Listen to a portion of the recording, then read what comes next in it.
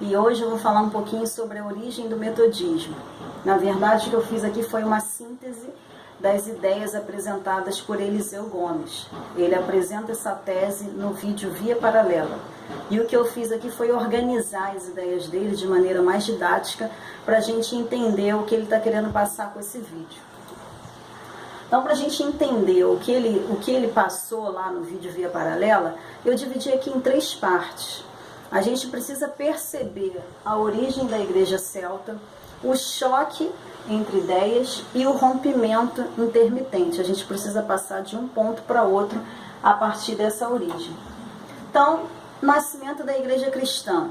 Lá no ano 30 tem a morte, ressurreição, ascensão de Jesus e vem o Pentecostes. Naquele derramado Espírito Santo surge o cristianismo.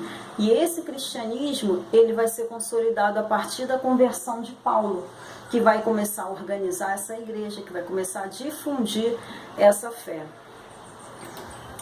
E aí o que acontece? No auge desses acontecimentos, enquanto tudo isso está acontecendo ali no clímax do derramado do Espírito Santo, a gente tem o imperador Nero, que ele vai para a região da Cantuária, que hoje é o centro religioso da Inglaterra. Ele vai lá para as Ilhas Celtas, no intuito de levar o Império Romano para lá. E o que acontece? Ele vai levar, as pessoas que ele vai levar com ele são pessoas que estão influenciadas por aquele movimento religioso que estava acontecendo, por aquele surgimento do cristianismo, por aquele início, né, da consolidação das igrejas cristãs na era apostólica. E aí os soldados, os generais, os escravos, todo esse povo que vai para lá com ele, eles vão começar a difundir naquela região, nessas ilhas celtas, esse cristianismo também. A difusão do evangelho ela vai se dar a partir daí, lá em Cantuária. Então, o que Eliseu Gomes ele está afirmando? Ele está afirmando que as bases apostólicas do cristianismo na Inglaterra, elas vão se dar a partir desse movimento, a partir da difusão do evangelho na região da Cantuária, nesse momento em que o imperador Nero chega nas Ilhas Celtas, que é onde surge a igreja celta, é onde surge o cristianismo nessa região, oriundo do quê? Daquele movimento apostólico, do movimento do Pentecostes, quando surgiu o cristianismo. Então, olha o que ele está dizendo. Ele está dizendo que a igreja celta, ela vai começar a acontecer ao mesmo tempo em que começa a acontecer uma igreja romana. E a igreja celta, ali na região celta, as ilhas, naquele caso, elas foram conquistadas por Roma com o intuito comercial, com interesse comercial. E a Roma estava interessada com o tráfego de navios, né? Então, o que acontece? Não houve uma preocupação com a difusão de ideias, com abraçar da região celta para influenciar politicamente naquela região. Então, o que acontece? Enquanto a igreja celta cresceu por si só, com aquele cristianismo, foi consolidando o cristianismo, a igreja romana, lá após João, quando começou a sua era patrística, ela já estava cheia de influências. Por ser um centro político, econômico, cultural, o que aconteceu? Ela começou a ter várias discussões teológicas, ela começou a ter várias interferências políticas, começaram a surgir heresias, e tudo isso começou a influenciar essa igreja romana, enquanto que essa não teve esse tipo de influência.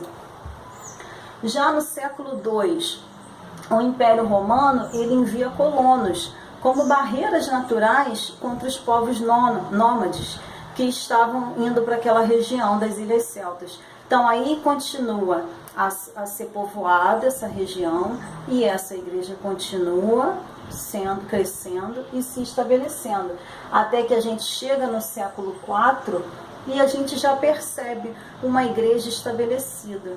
Como é que a gente vai perceber isso? Quais fatos que vão comprovar a existência dessa igreja estabelecida? Bem, a gente tem o jovem Patrício, que é um pregador, que ele vai fundar mais de 300 movimentos eclesiásticos, que vai batizar mais de 100 mil pessoas nessa região no século IV, ou seja, isso só pode ser um reflexo de uma igreja já consolidada. Nós temos em Columba, que é ao norte do país, o primeiro monastério celta a ser construído, ou seja, para se construir um monastério é porque há uma igreja consolidada, há uma igreja estabelecida. E ao mesmo tempo em que isso se dá na igreja celta, lá no sul da França acontece o concílio católico, nesse mesmo século. E no momento desse concílio, a igreja celta envia para lá 8 bispos, ou seja, uma liderança consolidada, uma liderança estabelecida. Então aqui a gente tem confirmado, antes da chegada de Agostinho, a gente tem confirmado uma igreja estabelecida. Então essa seria a origem da igreja celta. E aí a gente começa a falar agora do choque das ideias. O que acontece? No ano de 597, o Papa Gregório Magno vai mandar para aquela região celta Agostinho. Para quê? Para cristianizar a Inglaterra. Como se naquela região ainda não houvesse um cristianismo, ainda não houvesse uma religião, ainda não houvesse uma igreja estabelecida. E o que acontece? Quando Agostinho chega lá no condado de Kent, ele se depara com o quê? Uma igreja celta, uma igreja cristã, uma igreja já consolidada, já com influência sobre toda a região que ele foi para lá para cristianizar.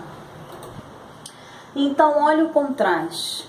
Agostinho surge com uma igreja romana, com uma igreja católica, que está já no ano de 597, totalmente influenciada pela política, uma igreja humanizada, que vai se deparar com uma igreja cristã sem precedentes romanos, uma igreja que desde o início, desde lá da era do Pentecoste, da era apostólica, ela veio surgindo sem interferências diretas da política, sem interferências humanas diretas. É uma igreja que perdurou por todos esses séculos na ilha celta. Então vem Agostinho com aparatos, com vestes romanas e se depara com uma igreja celta simples, que tem a mesma liturgia ainda apostólica. E aí no século VII a gente encontra o rei Osby, que ele tenta fundir essas duas igrejas. Ele vai tentar pegar a igreja celta e fundir com a igreja católica. Mas o que acontece? Essa fusão vai ficar só no papel, porque a igreja celta ela não vai aceitar aquele tipo de cristianismo, que era o tipo de cristianismo que Agostinho tinha trazido, que era um cristianismo influenciado pela política.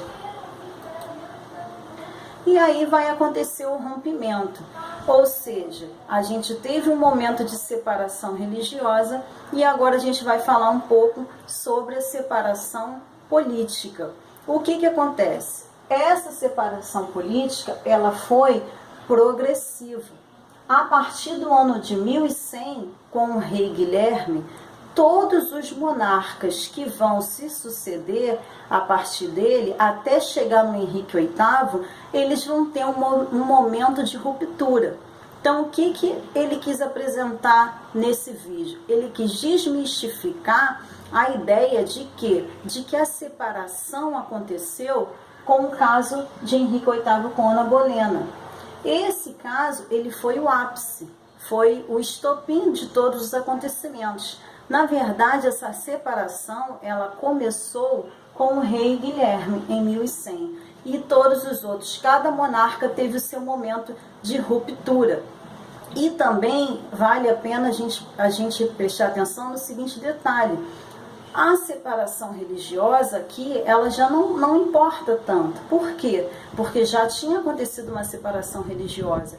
Aqui o problema ele se dá por conta de terras que os monarcas chegam ao poder e encontram como posse da Igreja Católica. A separação aqui ela se dá por conta de política, é uma briga civil Então essa separação que vai acontecendo é uma separação política, latifundiária, civil, que vai acontecendo progressivamente até chegar no Henrique VIII.